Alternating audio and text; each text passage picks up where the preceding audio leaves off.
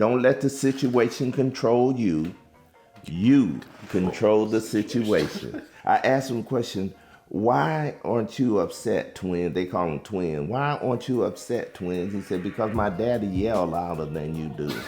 He would say, if you can handle me yelling at you, then you can handle anybody else yelling at you. Because a lot of people, if you don't push them to their edge to see what they can do, not to hurt them, but just push them to the edge, they'll never rise to their great potential. They don't even know their potential until you put a little pressure. Everything in life, if you put pressure to it, then you know whether it's going to work. So what was like your motivating factor to be tough on us? The motivating factor is that, number one, I had God in my life. That's number one.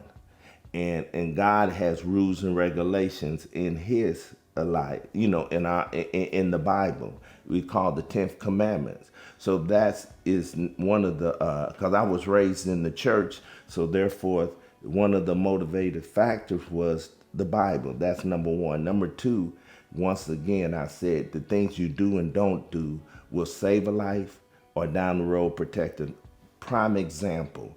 If you have a child that you haven't trained to deal with stress, when they get out there, they're going to get stressed out. Something you just said here, you had God, but if you look at the mind of a young child, they look up to their parents as God. Like you said, they look up to their parents as the example that they have in their life. And I was just thinking about people who don't have that in their life. Who are they looking up to? Who are they learning from if it's not directly from their parents?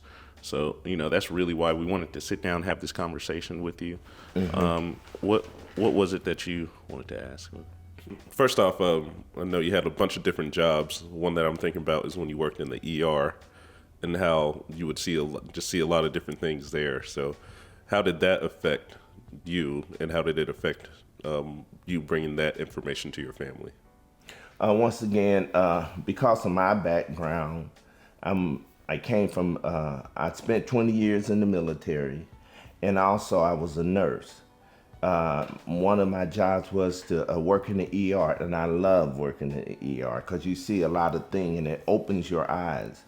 And it's amazing and I talk to the young people when they come through the ER because that's the time they want to listen because something's going on with them that's in a negative manner. So therefore, I have found out in the ER, because I would see females come in there, eyes swollen where their boyfriends done beat them up. I have seen, to be honest, let me get real, I have seen people get shot, the outcome of them getting shot, and some of them I had to take to the morgue.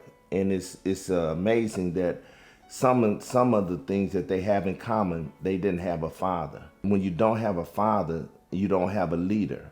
You don't have a person who helped to navigate you. I just got one last question here. Why did you get us started in martial arts?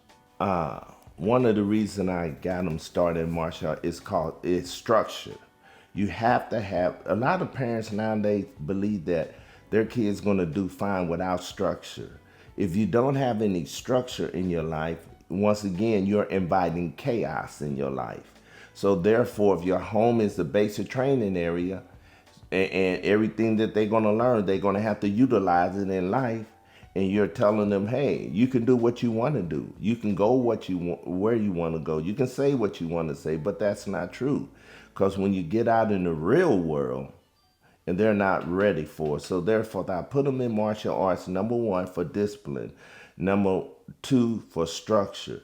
Number three, to let them know their ability, what they can do. Because a lot of people, if you don't push them to their edge to see what they can do, not to hurt them, but just push them to the edge, they'll never rise to their great potential. They don't even know their potential until you put a little pressure. Everything in life, if you put pressure to it, then you know whether it's going to work. Pressure. I was thinking about that earlier, actually, and how pressure creates diamonds. And you would tell us that all the time, that if you put the pressure on us, then when other people put pressure on us, it's not that big of a deal. No, he would say, if you can handle me yelling at you, then you can handle anybody else yelling at you, And all the lessons that you taught us, we teach the kids that we teach now. We teach the teens that we teach now. Right.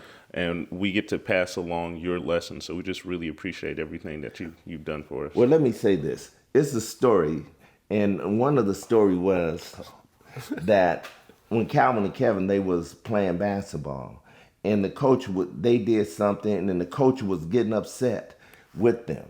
And with the whole team, not only with Calvin and Kevin, some play they didn't do, some in practice, and he pulled them over the side, and the coach was screaming at them and yelling at them, and Calvin and Kevin just standing up there saying, "Yes, coach. Yes, coach."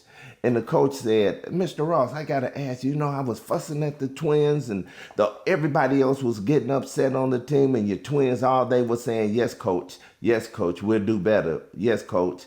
And he says, then I asked him the question, and this would always get on me. I asked him the question, "Why aren't you upset, twin?" They call them twin. "Why aren't you upset, twins?" He said, "Because my daddy yelled louder than you do." So here it again, I have put enough pressure on them, and then they got in the situation. Even the people out there, they noticed that, hey, they can handle pressure. If you can't handle pressure, you're just going to be on a lot of pills, or you're going to end up dead.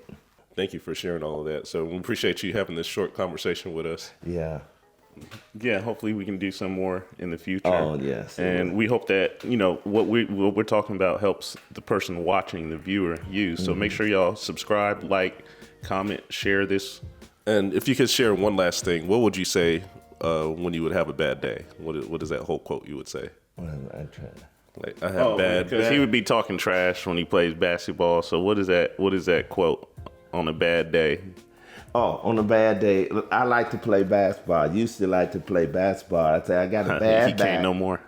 I got bad knees, which I do.